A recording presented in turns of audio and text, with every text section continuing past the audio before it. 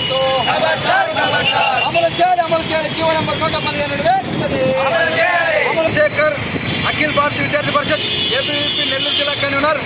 ఈరోజు మొన్న డిసెంబర్ 25వ తేదీ జగన్మోహన్ రెడ్డి గారి సర్కార్ ఏదైతే తీసుకొచ్చిందో జీవో నెంబర్ 77ను వెంటనే రద్దు చేయాలని చెప్పేసి నెల్లూరు నగరం వీఆర్సీ సెంటర్లో ధర్నా నిర్వహించడం జరిగింది.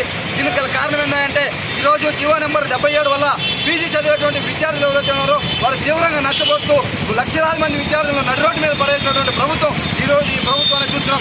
2019 నవంబర్ 30న జీవో నెంబర్ 115ను తీసుకొచ్చి ఐటీఐ దగ్గర నుండి పీహెచ్డీ దాకా కేజీ నుండి పీజీ దాకా చదివేటువంటి విద్యార్థులను ప్రభుత్వం ఉచితంగా చదివిస్తుందని చెప్పి మాట ఇచ్చినటువంటి జగన్మోహన్ రెడ్డి గారు సంవత్సరం గడవక ముందే ఈ మాటను వెనక్కి తీసుకొని జీవో నెంబర్ 76ను తీసుకురావడం దేనికి సూచికం అని చెప్పేసి మేము ప్రశ్నిస్తున్నాము.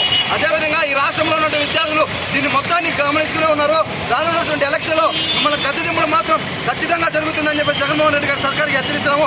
ఈ జీవో నెంబర్ 77 రద్దు చేయకపోతే రాష్ట్రంలో ఉన్నటువంటి పీజీ విద్యార్థులు మొత్తం ఏబీవీపీ వెనకాలండి మీ యొక్క ప్రభుత్వానికి వ్యతిరేకంగా ఈ రాష్ట్రంలో కార్యక్రమాలు జరుపుతామని చెప్పేసి ఏబీవీపీ ముందుంది చెప్తుంది.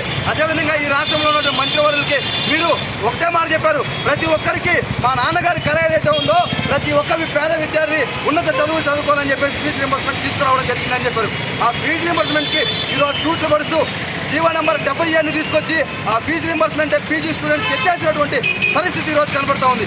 ఈ పరిస్థితి ఎందుకయ్యా జగన్మోహన్ రెడ్డి గారు, మీరు ఇవ్వలేకపోతే ఫీజు రింబర్స్మెంట్ ఇవ్వలేమో అని చెప్పేసి చెప్పండి తప్పనిచ్చి జీవాలు తీసుకొచ్చి కళ్ళబొల్లి మాటలు చెప్పి విద్యార్థులకి మద్దతు పెట్టేటువంటి పరిస్థితి ఈరోజు రాష్ట్ర ప్రభుత్వం చేస్తుంది. కాబట్టి ఈ యొక్క చర్యని తీవ్రంగా వ్యతిరేకిస్తుంది అఖిల భారతీయ విద్యార్థి పరిషత్. వెంటనే యొక్క జీవో నెంబర్ 77ను కానీ ఉపసంహరించుకోకపోతే రద్దు చేయకపోతే రాష్ట్ర వ్యాప్తంగా విద్యార్థులను వెనకాల పెట్టుకుని తీవ్ర రూపంగా ఆందోళన చేస్తామని చెప్పేసి ఈ సందర్భంగా నెల్లూరు నడిబొడ్డు నుండి హెచ్చరిస్తున్నాం.